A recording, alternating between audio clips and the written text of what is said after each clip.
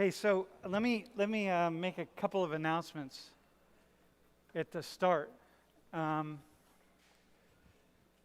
So we are starting recruitment, taking care of things for next semester, but currently we're recruiting for the stream team. So if you are really into if you're into film and video, it's a hobby. Or you don't have to be. We can teach. We train.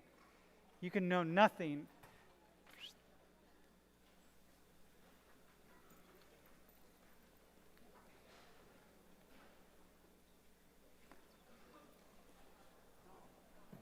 Is it loud?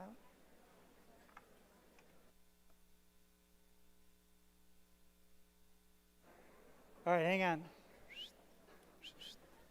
Okay, we're starting. So,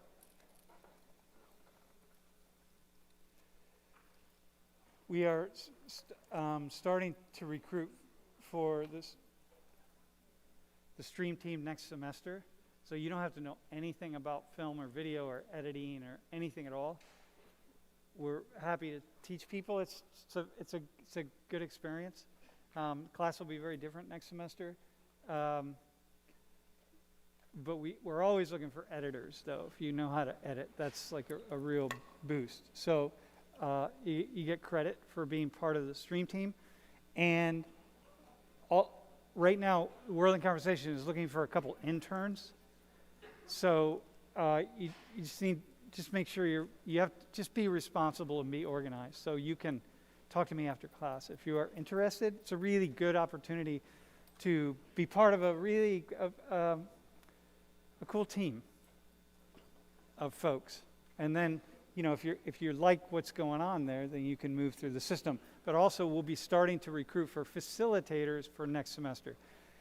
So the people who are facilitating the dialogues that you're having in this class, we will be doing tryouts or applications for people for next semester, okay? So you'll get some word about that, and we'll continue to talk about it. Top Hat. So we're using the attendance app instead of asking questions. So I think you have to put that number in. So if you haven't downloaded Top Hat, I don't know what you're going to do. I guess talk to Needy right after class. Lily isn't here today, but is that how it's working? Is that it? Put that in. It's not rocket science, really. So.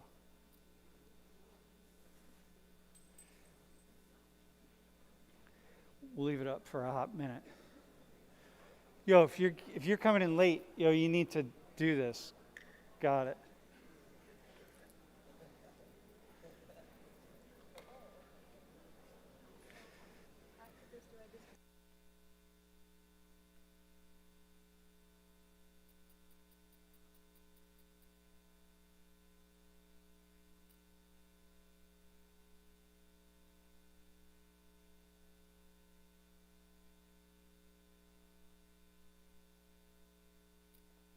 Okay. It's saying we can't verify. You can't verify? It says Bluetooth, but my Bluetooth is on. Your Bluetooth is on? Is it verifying for people? Yeah. Dude, turn it on. I gotta figure it out, I guess. Dude, figure it out, man. Figure it out. What's that? Yeah, go into your settings and. Hey, if you're at the top, you got to come get a seat, all right? There's a lot of seats down in front. You can't stand at the top.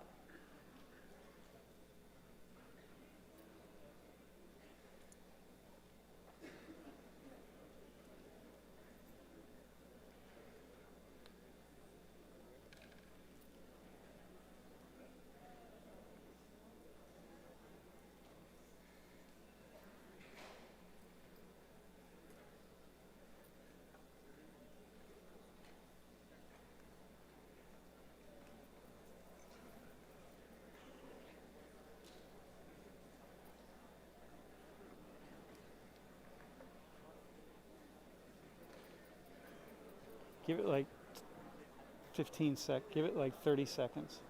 All right, go to the next slide. Let me see that. All right, man. All right, let's go. There's a lot of seats right there. There's seats over there. It's going to be 4 seats right there in the front in a hot second. Hey, so I want to go to an issue that we're going to talk about taking responsibility today. I'm titling it this just because this is the way we colloquially talk about this issue especially in the United States, right? But what we're really going to be talking about is causality, and I want to just really open this conversation up, because what I think is that the vast majority of arguments and discussions and conflicts that we have, especially now over like when I watch the media and I watch these talk shows and I watch the talking heads and I think about Trump versus Biden versus whatever, ultimately in the end what we're talking about is responsibility and causality. And we're talking about causality for human behavior, okay? So if you all can come on up, our volunteers for today, and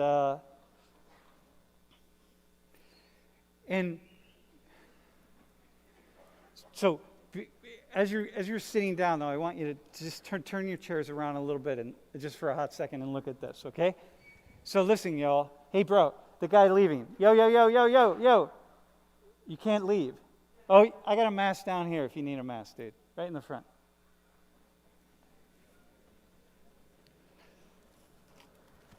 If anyone needs a mask,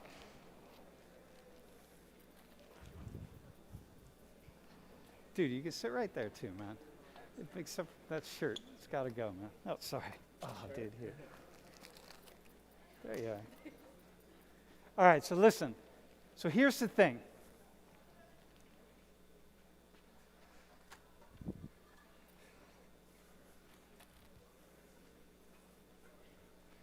There you are, man. In the end, and when we're studying things like sociology, okay, what we're trying to assess all the time is causality. Why is it that some things happen to some people and other things happen to other people? And what's the cause of the actions? In a certain sense, in the world of sociology, we can boil it down to 2 fundamental types of causes, right? I'm being very general in this sense. But the things that you choose, the decisions you make, the things you choose, all of the impetus that comes from within us, on one hand, and on the other side, all of things that happen to us, right? The factors and forces outside of our control. So it's like on the 2 of you and on the 2 of you, there are these invisible strings. And the invisible strings are all these factors and forces that are shaping your lives in ways that you may see, right? And ultimately in ways that you don't really see for large groups of people. But that's what we do as sociologists. We study, right? And even the personal volition. Like sometimes you all probably make decisions and you don't even know why you did a certain thing. It just happens and you make decisions. It just comes from reading you. You did this or you did that. And there's no way of really knowing that. But ultimately, there are these invisible strings, and it's like we're just sort of puppets here. And we're just acting in lots of ways because there are all these factors that are influencing us. And what's fascinating about sociology is not the factors. There are certain factors that we all can kind of agree on, right? But there are a lot of other ones that are really hidden, that we don't see and you won't know. And you don't know who that one person is that really shaped your life. Or you don't know the impact of living on that one block in the city where you live. And that block was instrumental because it allowed you to meet this person or that school or whatever happens. And so, and not just the good things, but also the bad things or the negative things, the things that don't really move us forward. Okay? And so we're always like, we're arguing over this kind of stuff, right? Why is somebody homeless? Right? So how do you get home? Go downtown and find, there are a number of homeless people in town at any one moment. Find one of them and just start talking to them and try to pick out the factors and forces that led them to be homeless? How much did they choose? And how much were there things outside of their control, things that happened to them? And to what degree, can you parse those out? And then find large groups of people. Like we talked about a couple weeks ago, we talked about Haiti and Haitians. Let's talk about the entire population of Haiti. To what degree are Haitians making decisions for themselves, right? And to what degree, every Haitian is a population, and to what degree are things happening to Haitians that they don't really see and they don't really understand, okay? Okay, so turn your chairs around. So here's the thing. What's going on in this class is this is a class on race and culture. And so we're not just talking about individuals here, like any single individual or any single group of people. Like I can just pick out these 8 people right here or these 10 people right here and really try to understand what's going on with them. What we're actually doing in a class like this is picking out these larger collectivities of people, like that we identify by nature of their race or by nature of their culture or by nature of their nationality or maybe by sexual orientation or gender identification or whatever it is, but there's something that we're going to pick out. And then what we want to try to do is make these larger exclamations about these groups of people that are just really incredibly complex. Okay? And so, how do you do that? What I want to understand the things that happen in the lives of white people in this class. What is it to be white? And so four people are represented as white people, right? What is it to be white? And how do I really understand what's going on in the lives of all white people in this class or all white people in the United States? Okay? And then I'm going to make some statement about it. Causality. To what degree are white people making decisions about their lives that lead them to have the white experience? And to what degree are white people experiencing factors and forces outside of their control that are nonetheless unique for who they are, for being white? To what degree do I have a unique experience just as a white person? And so in a class like this, in sociology or in society, this is essentially what we're arguing about all the time. When you see a headline that says, Black Americans, XYZ, Native Americans, Mexicans in the Southwest are X, or Korean Americans Y. It's like all we're doing is we're picking out some factors and forces of causality. Okay, dude, you're following that, right? The mushroom guy, dude. He gets it, right? But that's the benefit of mushrooms. The rest of you, I don't know, but he gets it. Right? So it's cosmic, right? It's multidimensional. And here's the thing. The cosmic side is everything is happening all the time. It's always personal choices, and it's always factors and forces within our control and outside of our control. It's all of those things together. All right? So, here's what I want to do. I want to have the two of you talk.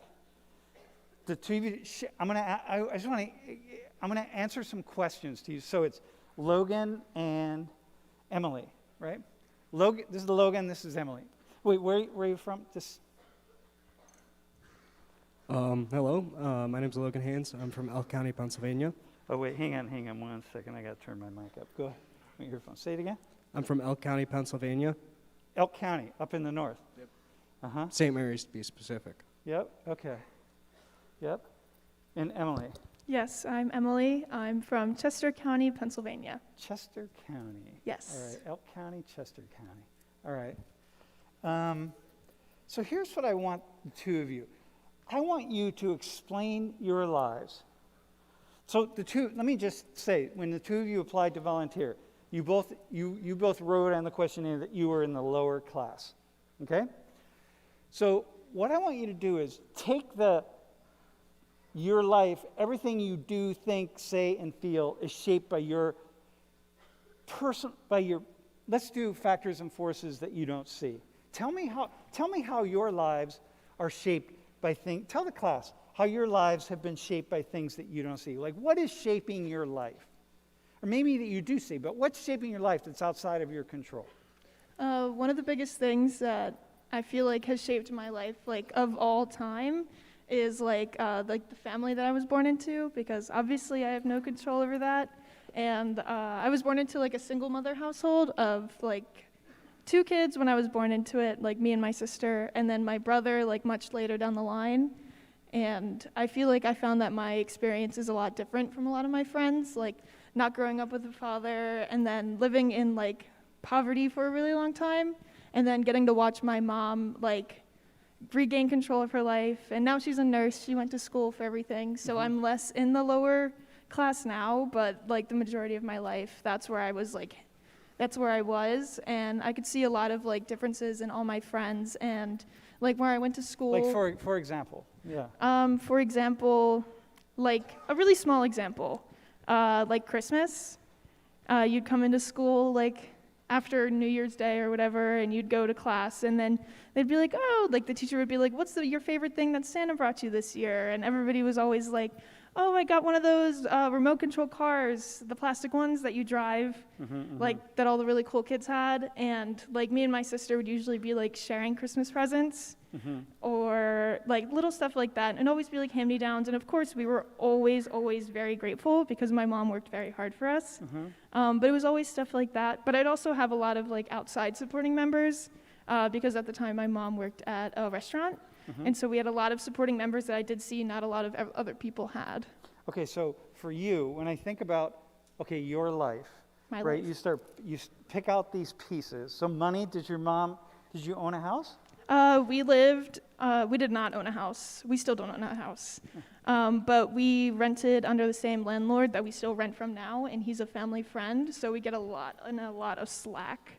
So it's like when times that we couldn't make rent because of food or childcare or whatever, he would be like, it's okay, this one's on me. So, okay, all right, so there are times when you couldn't make rent. Very many times, yes. And your mom, in the car that your mom drove? It was like a 1991, like red, I want to say Buick. None of the doors opened. We had to climb through the sunroof every time we wanted to get in the car. Oh, yeah.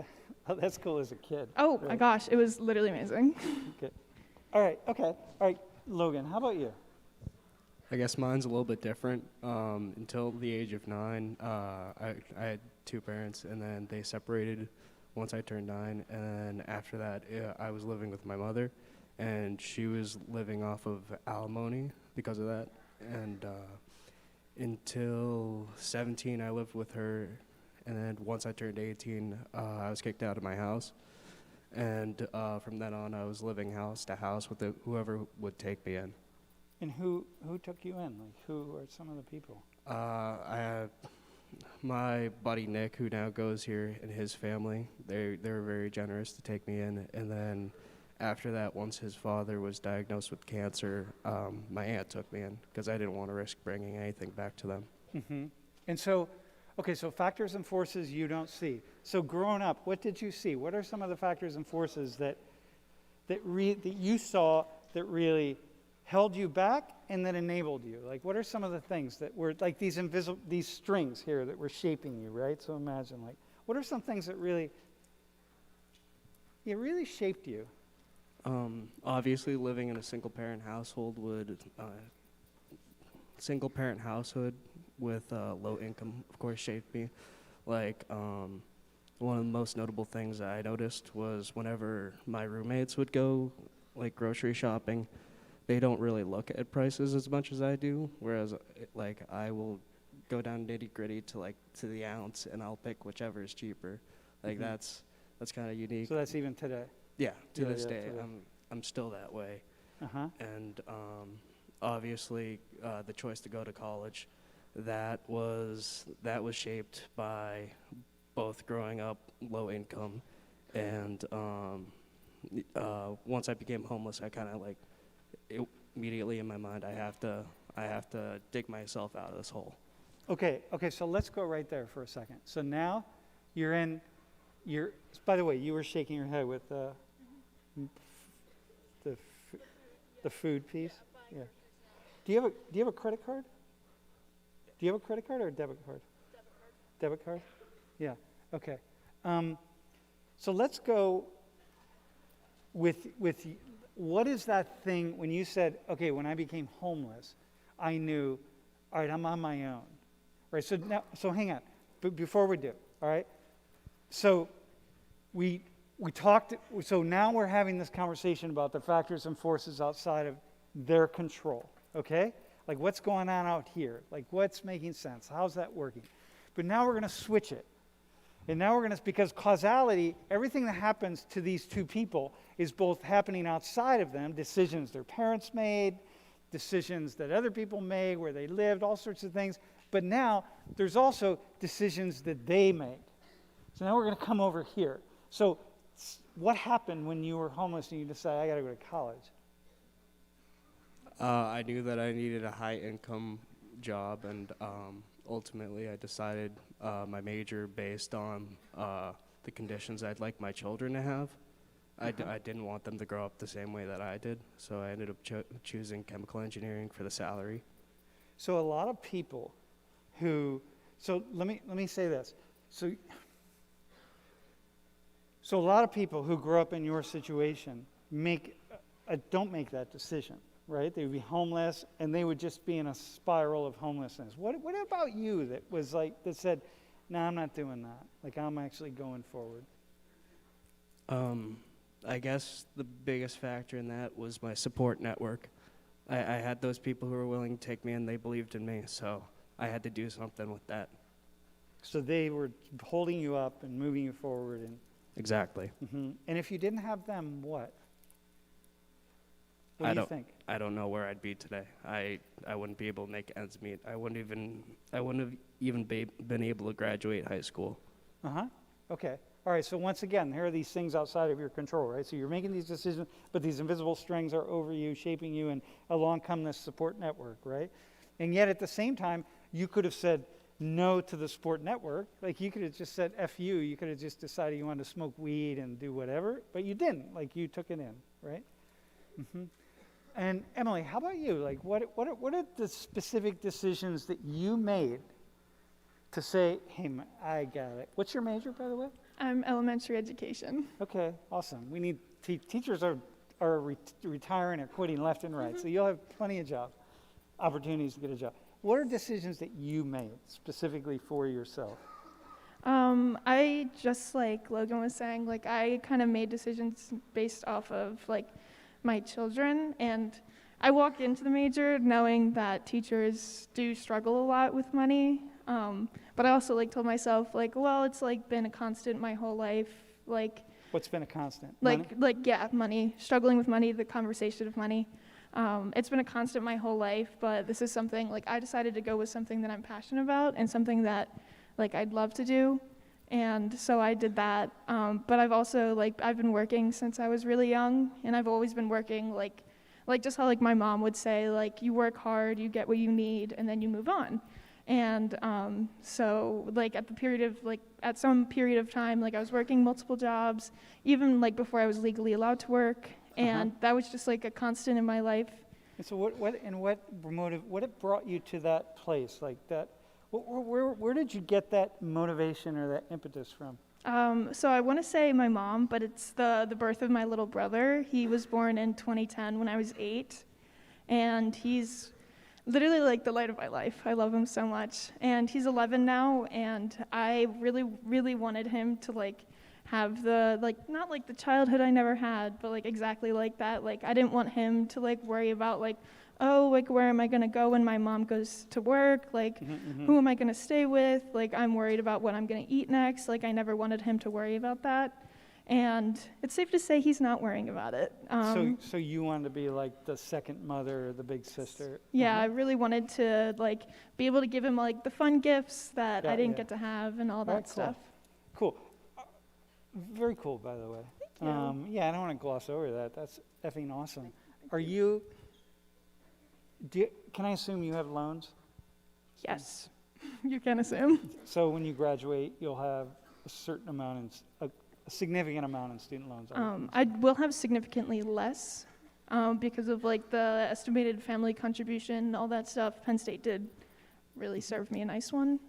So I have significantly less, and I do like some certain loan. I don't know which one it is, but I'm able to make payments on it now, and like I'm actively still putting money towards it. Okay. And I worked a lot, and I've saved all my money that I didn't spend on my brother Okay. or like textbooks and stuff like that. So I'm comfortably able to do that right now. Okay, awesome, man. Bro, you gonna have loans? Can I assume you have loans? Yeah, I'll have about 20 grand in loans at least by the time that's I not much. graduate. Oh, that's not a lot. Oh, I'm paying it all off myself. Yeah? That and Are you housing. paying it off right now as you go along? Exactly. I got you. Okay, so here's what I see, right? The two of you, I see this example of, so we're all in the same boat. Everybody, every human being who lives, every human being who ever will live, every human being anywhere in the world is in this space of experiencing their lives as things that happen to them and as decisions that they make. Okay? And we see how it plays itself out. The two of you could have had other things happening in your lives. You could have made other decisions, but it turns out for the two of you that you've made particular decisions, and it's not chance that you're here at Penn State, right? Like, I mean, you're here because you made the decisions to start working, to save your money, to figure things out. You had support. You had some support. Yeah, I am assuming you had key people along the way that helped you, like, apply to college and all those things, right? Okay, so the two things are fused. You can't pull it out. Like, you can't pull, look, so hang on one second. May I actually come over here? So hold tight, all right? So, Bella, let's start with you. So where are you from? I'm from Erie, Pennsylvania. Erie, Pennsylvania? And you identified as upper class, right? Yes. Okay. And Jack, you are from Dallas. Wait, go take. Yeah, I'm Jack. I'm from Dallas, Texas. And you identified as upper class. Yes. So tell us what's it like being upper class? Well, start with you. Yeah, the mic. Like, what's it like? Like, tell us your life. Like, walk us through some of the sociology of your life. I mean, you heard some of the stuff they said. Like, what's. Oh, I mean, the big difference is probably school. Because, like, I don't know, like, 98% of my graduating class is in college now. It's just kind of where I am. Schooling is, like, the big thing. And, like, a lot of the time when you're growing up, you're kind of not told directly, but they kind of guide you into thinking that the straight shot toward being successful is going to college, getting a degree, and getting a nice job. Were you ever not going to go to college? No. So you were definitely going to. And was going out of state to college and a conversation at your dinner table? Because it would have been a lot less expensive to go to U of T or something. It was more about the program and the degree than the money, honestly. Okay. And so, who was money an issue in your? Well, hang on. We're not. Just like I didn't want to get really too personal with you. We don't have to get real. But was money an issue, like, at all? Was that? Not really. Do you have a credit card? Yes. When did you get your first credit card? About a year ago, 2 years ago. Do you have a car? I do have a car. When did you yes. get your first car? Right when I got my license, 16. What kind of car? Well, I kind of inherited one of the cars that my parents already owned. I drove a 97 Ford pickup truck. All right, which is standard for Texas. All right. You got to have at least one in every driveway, right? Okay. Do you have a car, by the way? I do have a car. She is my pride and joy. She is a 1998 Grand Jeep Cherokee with 267,000 miles on her, and she was free. Dude, awesome, man. Do you have a car, bro? Yeah, I just bought a car this year. Yeah? Yeah. Cool. Used? New?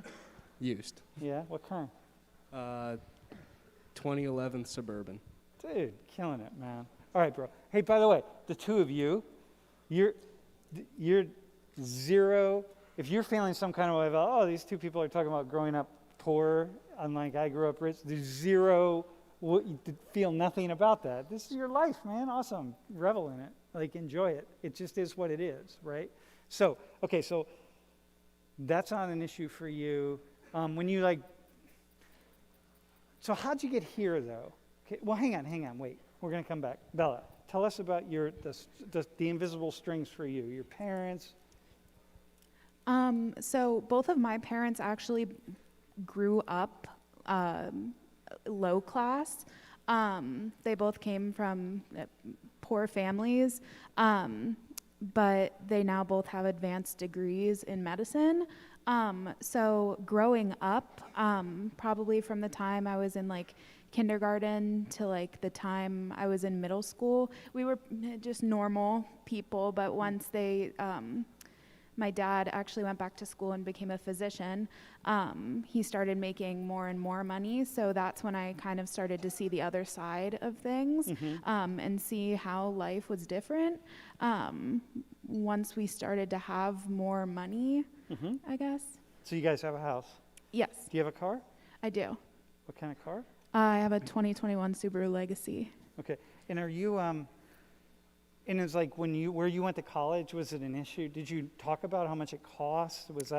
How much was that on the table versus where you went? Yeah, it wasn't really spoken about. It was more of where I wanted to go, what program I wanted, and What was the best program for you? Penn State is one of the only schools with an immunology program, so that's why I decided to come here. Okay.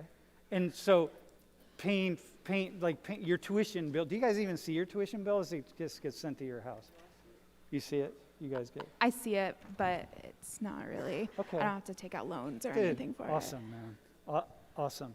So tell us about, now let's turn around. So here's the way this works, right? Typically what happens is, we look at Emily and we look at Logan and we say, oh, Emily and Logan, like they were one down, and look, they have to, in order to get where they're at, look, they had to work really, really hard. They both have jobs. You talked about saving money.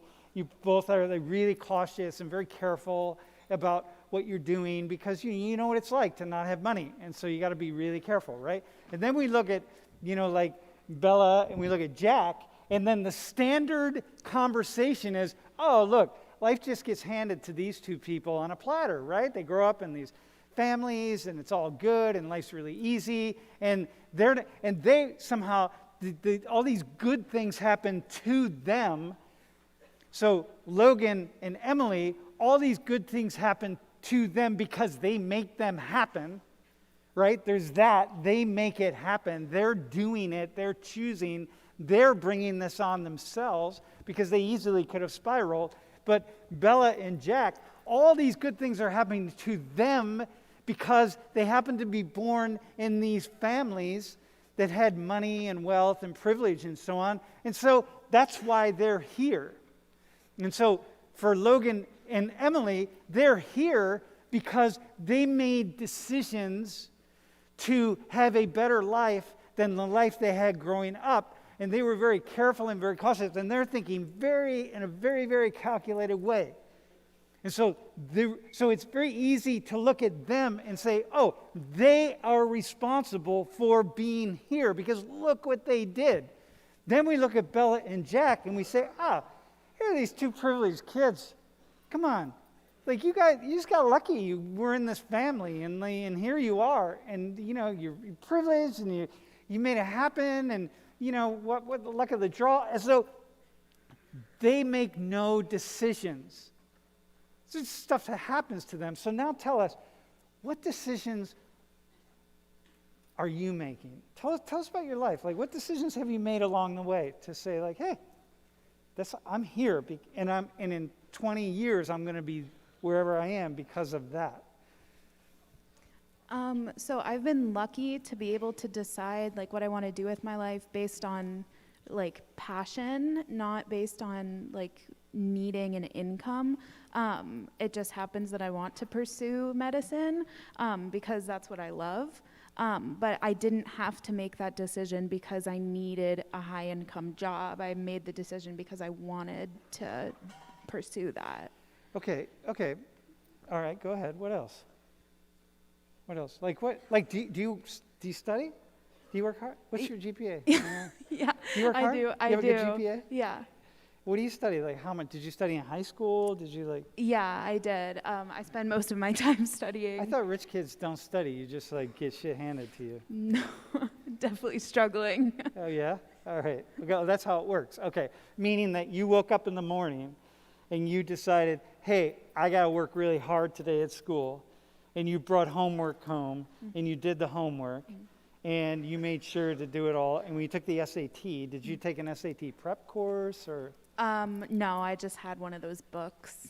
And I went through that. But you felt prepared to take the SAT? Yes, You did well. Can I assume you did well? I did. Yeah? Okay.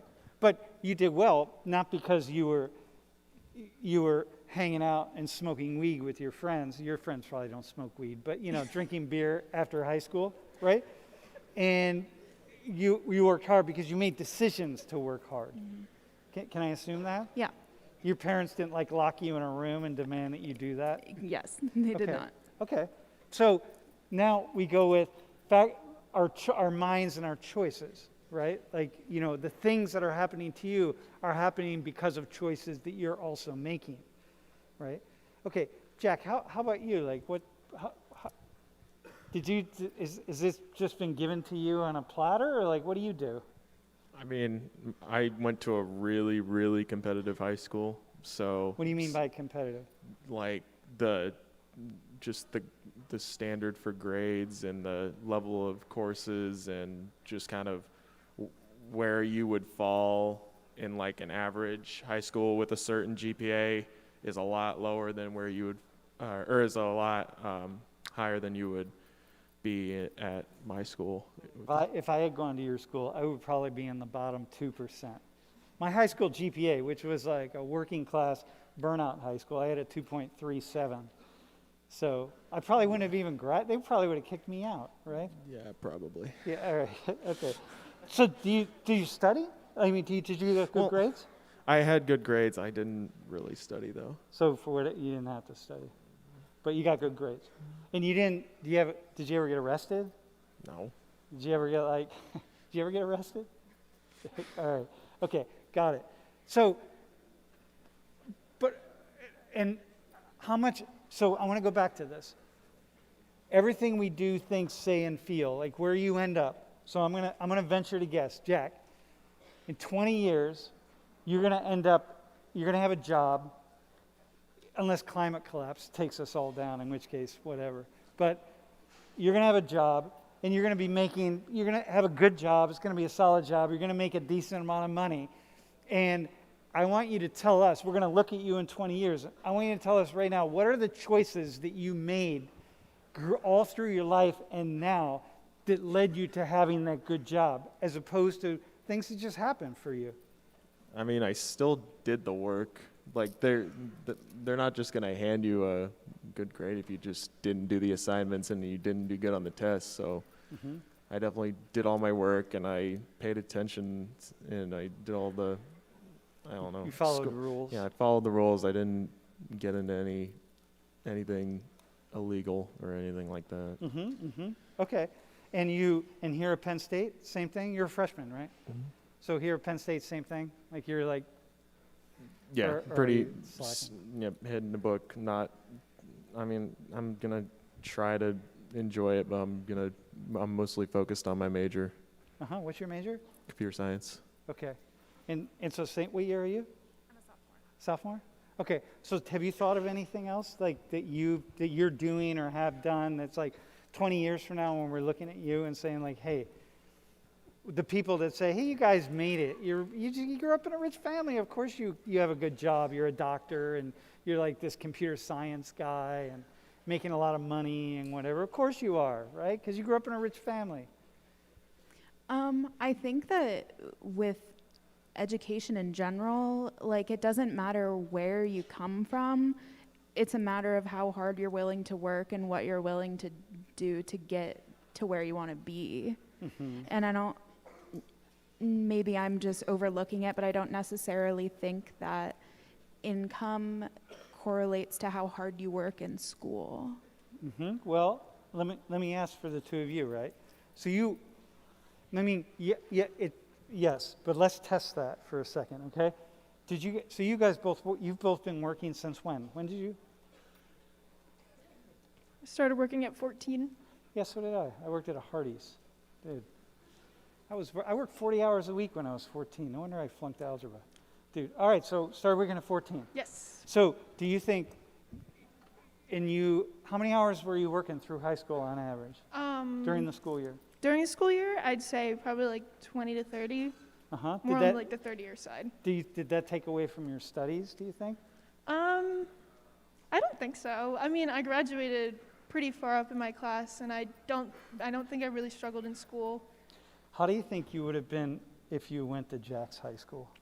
Well, no offense to Jack's High School, mine was pretty competitive too. Yeah. So, no offense, but like hearing you explain like the way your school works I feel like it's very similar to the way that mine worked. Like everything was like really competitive. It was always like about like even like the popular group of kids were the ones that were like the smart kids. Yeah. And it was like a K through 12 school, and it was college readiness. So that's why like my mom put me in it to make sure that I had the mentality for college. Okay. So. All right.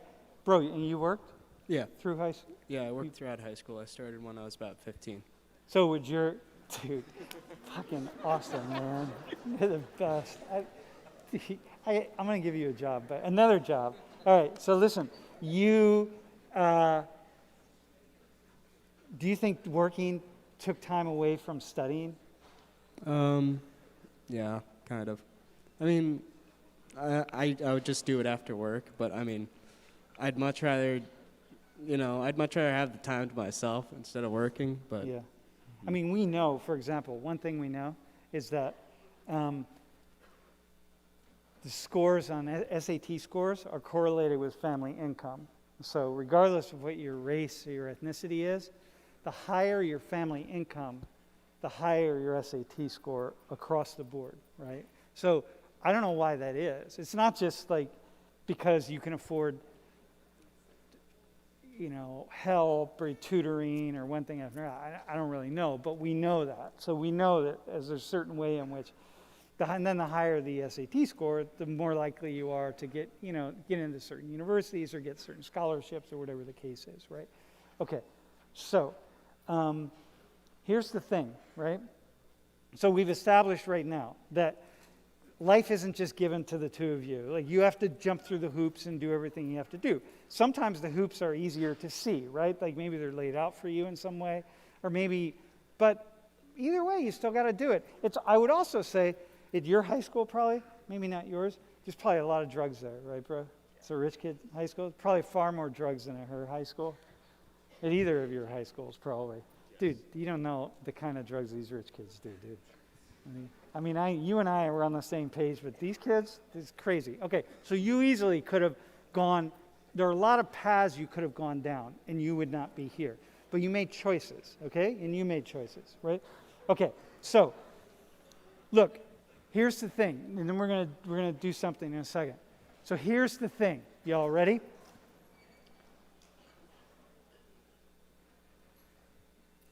Always, by the way, the reason we're doing a whole class on this is because this is the single most important kernel of truth inside of every sociological debate is choice and chance, freedom and determinism, our minds and choices or factors and forces outside of our control, whatever we want to say. The two single most important ways of understanding causality. And here's what happens, right? So if two of you can stand up for a second. Come stand over here. So we're going to look at when we start. I don't know. I want to visualize this somehow. I want to turn like look like that way. Okay. So look. Yeah. yeah, don't be awkward. Just enjoy. Just stand there for a second, okay? I want to try to visualize this to show you all. What happens is, if they're going to start talking about their lives, right?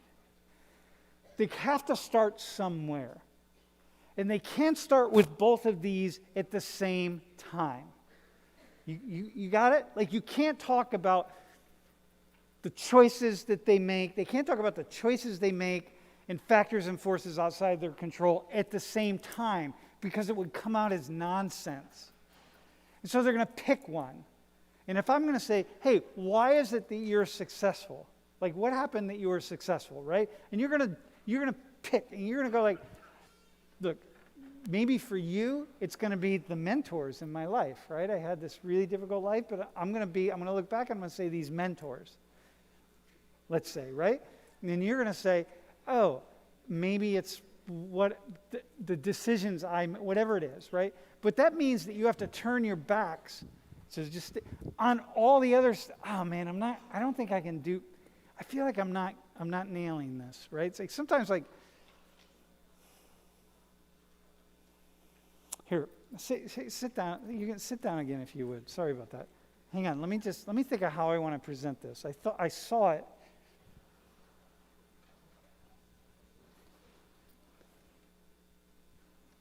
By the way, what's really interesting for me is that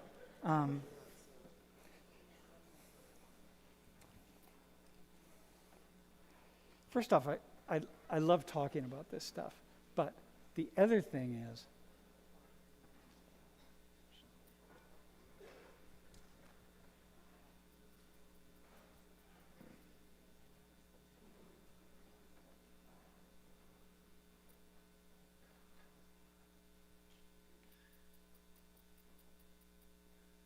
so it's a really strange thing for me that the first class I ever taught, I was 24 years old, and I was hired to teach a class on cybernetics in human ecology. And I had no idea what cybernetics was. Dude, you know what cybernetics is. Have you heard of cybernetics? All right. You'll come across it, right? I had no idea what cybernetics was, but I knew it. I had a sense of what human ecology was. So anyway, the person that hired me said, well, can you do the job? And I said, well, can I have like a day to think about it? Because I don't even know what the subject matter is, right? The guy says, well, this was the dean of the university. He said, well, you got about 15 minutes because the class is meeting down the hall. And I said, all right, whatever, I'll teach it, right? So I walked into this classroom, and there were about 80 people sitting there in the seats. I was 24 years old, dude. And I walked in, and the first thing I said was, hey, I'm Sam. I'm going to be the instructor for this class. Does anybody know what cybernetics is? And nobody raised their hand. And I said, okay, well, that's what this class is about. I don't know what cybernetics is, but we're here. And so we're just going to figure it out together. We got 10 weeks. We'll figure it out. And by the end of the semester, we'll all know what cybernetics is. And this is how we're going to roll. What I learned from everything that happened after that was that the only time in my life when I feel really relaxed is when I'm standing in front of a room full of people having to have a conversation. And the more things are kind of happening in some really interesting way, the slower time is for me, dude. The slower time is. Like, it just really slows down. And so, like, it's going at a certain pace, but for me, I'm just like, like, I don't know. Dude, Like, and like, it's just going, like, every second that goes by feels like 20 seconds. I'm just like, whoa. Anyway, that's where I'm at right now. But nonetheless, here's what the point I want to make, and then I'm going to demonstrate something to you, right? A good sociologist, bad sociologists, or people who aren't really, they're not really focusing on it, are only going to think about the factors and forces that we don't see, the invisible strings that happen to us, right? That are organized, that organize our lives, right? For the two of you, it's like it's homelessness for you, it's near homelessness for you, it is not making rent money, it's like, also what happened before you were homeless, right? All the decisions, it's all the people in your lives, like all these things that happen. And then at the same time, it's choices. Because in every single day, the two of you are making choices. Are you going to go this way, or this way? So both are absolutely 100% true. And so people who are more liberal in their orientation, like people who are like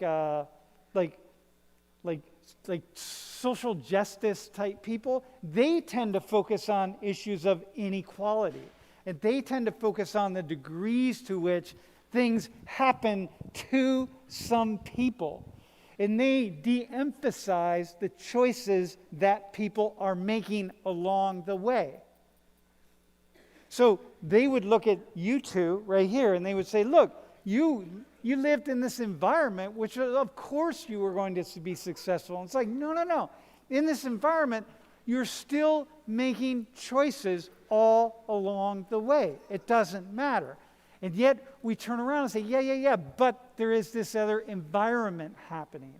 So what is it? What's going on? And the fact is, the two things are fused together. It's always choices that we're making and things outside of our control. It's always, always, always happening together.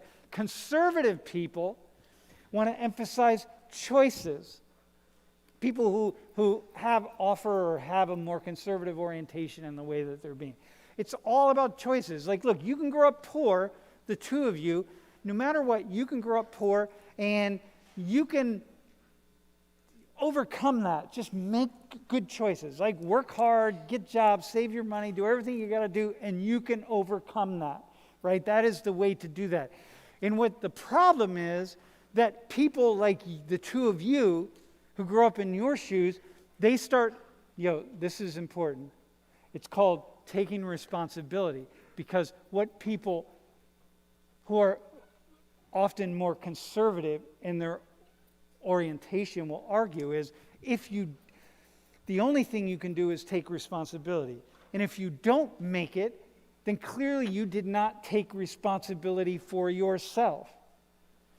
And the people who are more liberal in their orientation, right, the social justice people say, look, people would make it. They would be able to overcome the barriers that are in front of them if they wouldn't be able to make different choices if they didn't have the barriers in front of them. So remove the barriers and people will make different choices and then people will succeed.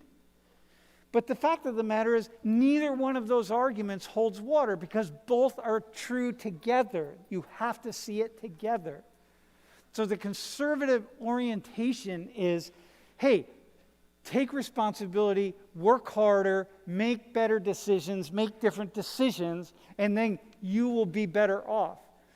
The more liberal orientation, and which is true, the more liberal social justice orientation is remove the barriers to upward mobility, growth, expansion, etc. If you just remove those barriers, then people will have a greater chance of succeeding, and then they will ultimately be more likely to succeed. But the problem is, you got to remove the barriers. And the other side says, no, you got to change people's thinking. Get people to take responsibility for how they're seeing the world. And over here is, no, remove the barriers.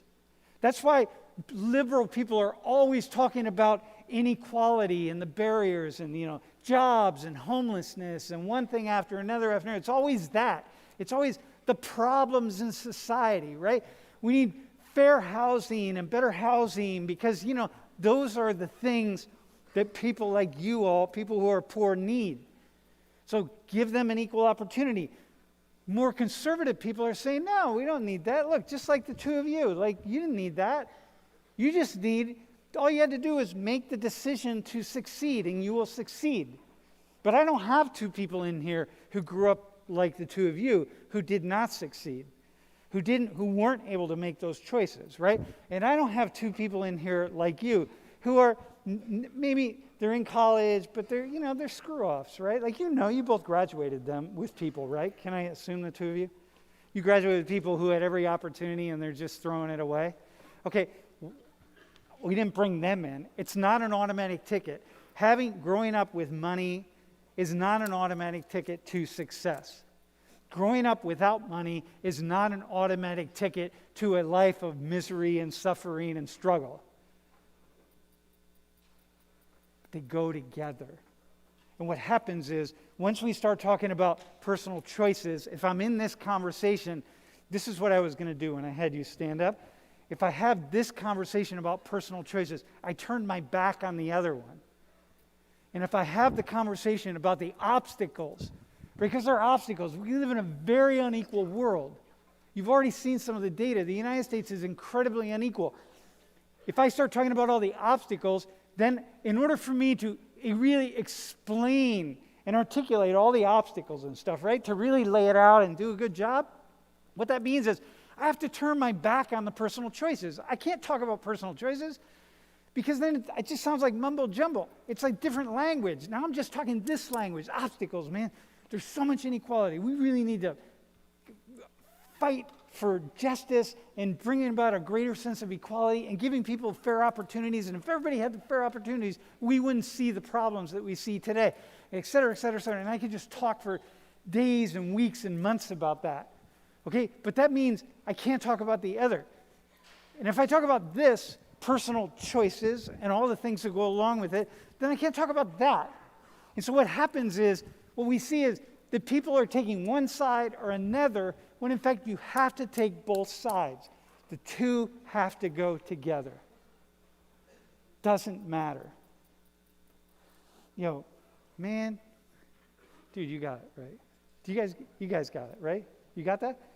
For example, I know for you that it's pretty clear that you definitely would not be sitting here but for those people who came along in your life. But then you say, okay, well, hang on a second.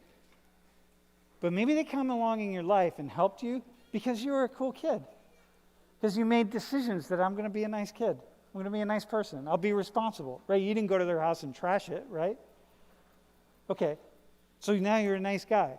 And so you come along, look at you. You seem like a nice guy. So if I'm your neighbor or something, I'm like, this Logan kid?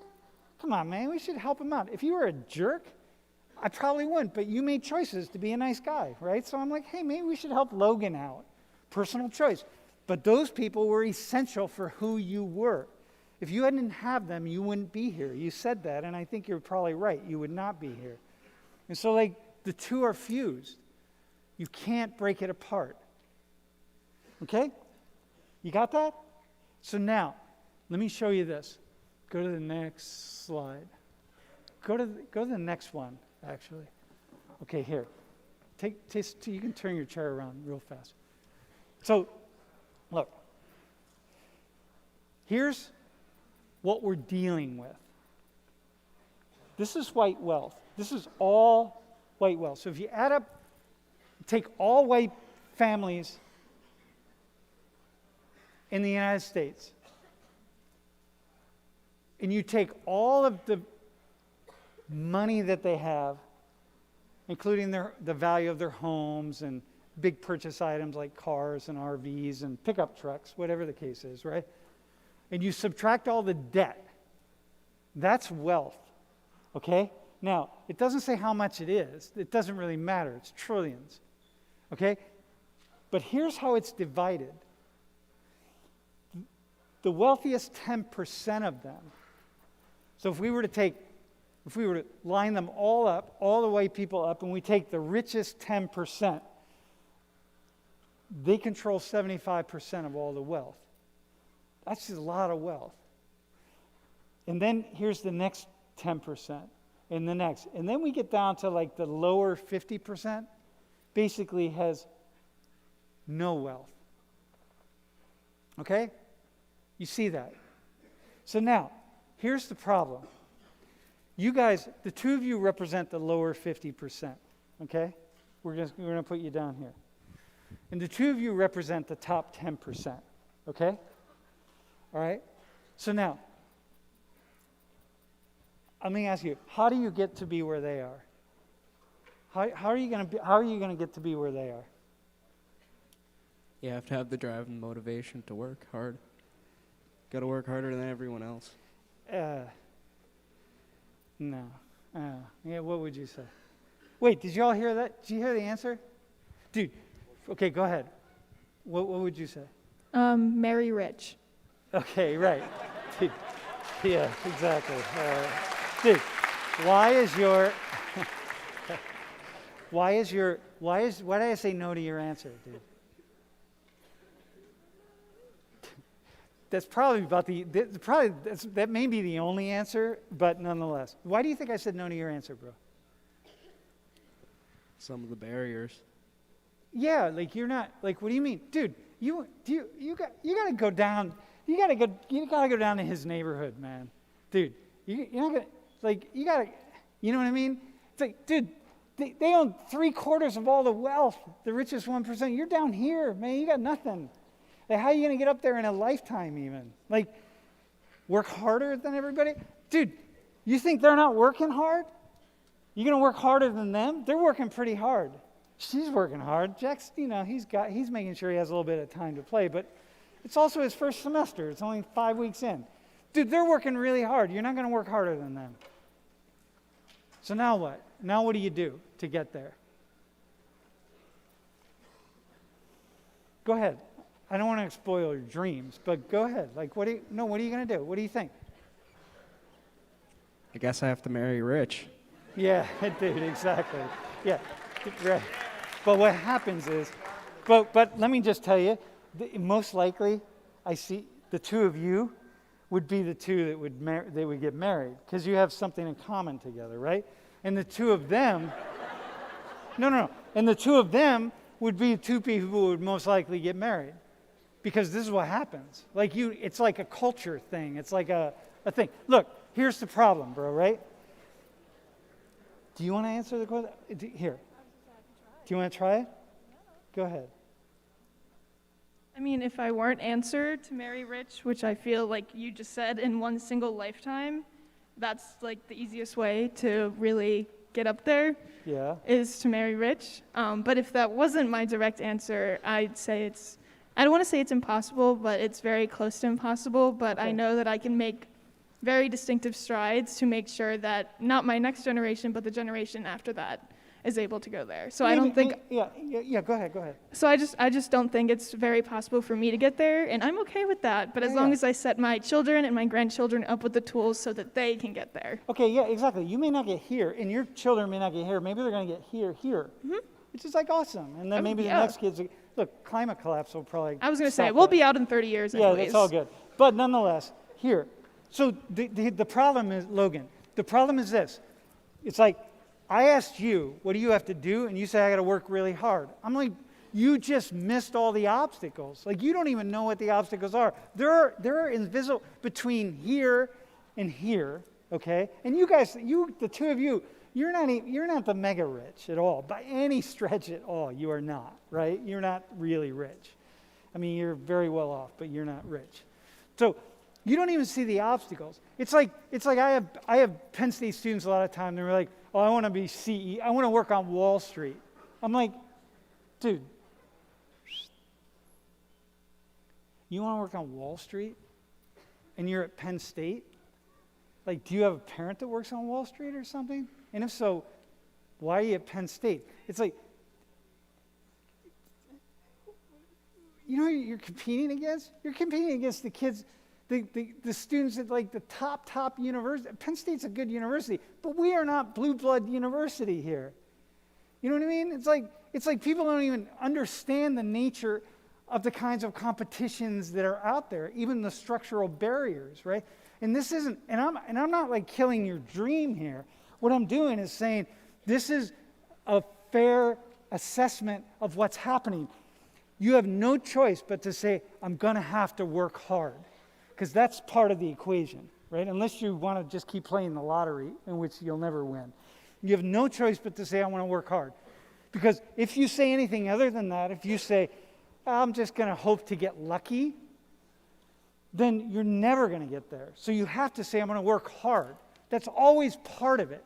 But also, this is the sociology part. There are these barriers that you don't even see them. They're like, you would have to hop over these. You would have to, like, if you want to be, bro, like if you even want to be part of the C-suite world, like I watch kids at Penn State go to job interviews at the Smeal Business College wearing a brown belt and black shoes.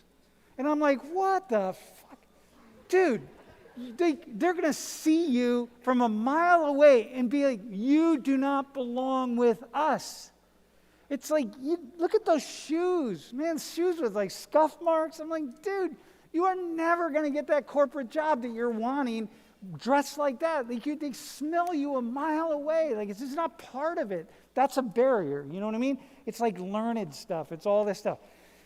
But the two of you work hard. You do everything you can do. It's just like me. You know what I mean? Like I'm working class. I'm not some big, whatever, big pay. Maybe my kids could have been, but when I graduated college,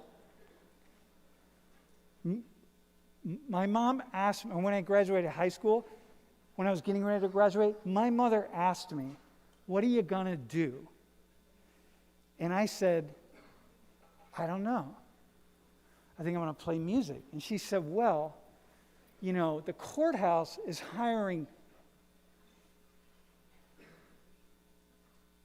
Hey, you got to close your laptops, man. Yeah.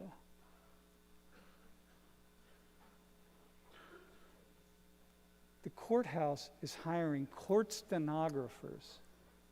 You know, the people that like type. And she said, you'd be good at that because you type. My mother wasn't saying, hey, why don't you be an immunologist? You know what I mean? She worked part-time for an anesthesiologist. She could have said, why don't you be an anesthesiologist? Because they make a lot of money. Because we didn't do that in my class.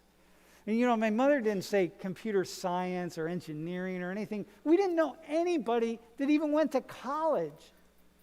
So, like, I wasn't going to do any of that. But all I could say is, I'm going to work hard. And when I encounter the obstacles that I'm going to encounter, I'm going to do my best to overcome them. Right? And so the problem is, not the problem. It's like, it's not a problem. I'm not killing their dreams. What I'm doing is saying, you have to, because what happens is, you start thinking, the rest of us start thinking that the only thing they need to do to get there, or to get here, so their kids can get here, is the two of you just got to work really, really, really hard. But what's happening is, even if you work really, really, really hard, there are all these other things that are happening that are in play that separate these people right here from these people down here. And like, I don't even know what those are.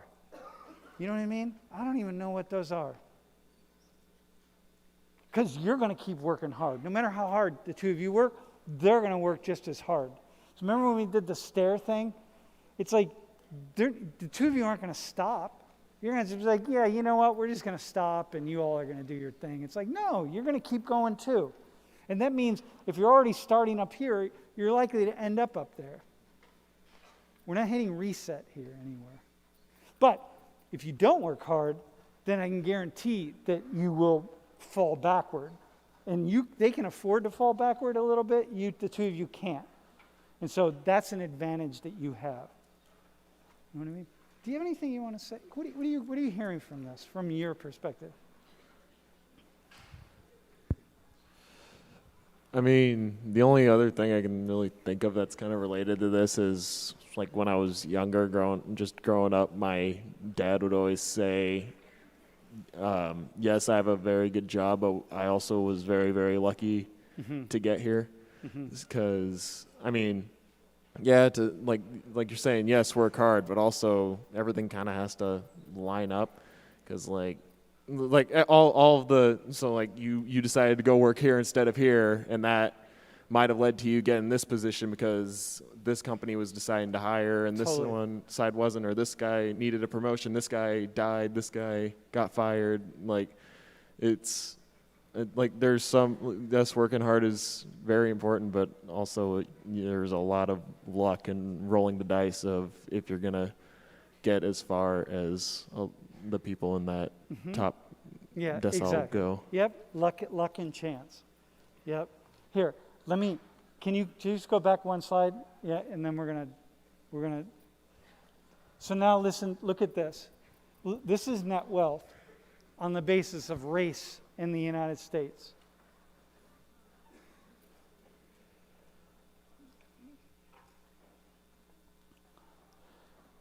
Look, this is on average, right? How much more net wealth on average? I talked about this a few weeks ago. On average, white people have. It's like, on average. It's like, what? So now, if we do the same thing here that we just did, what do you tell black people, Hispanic? We're going to have a class on Asians, by the way, and explain that. Black, Hispanic, and Native Americans. Like, what do you tell them? Hey, you all need to catch up. What do they do to catch up? Yo, hang on. Dudes.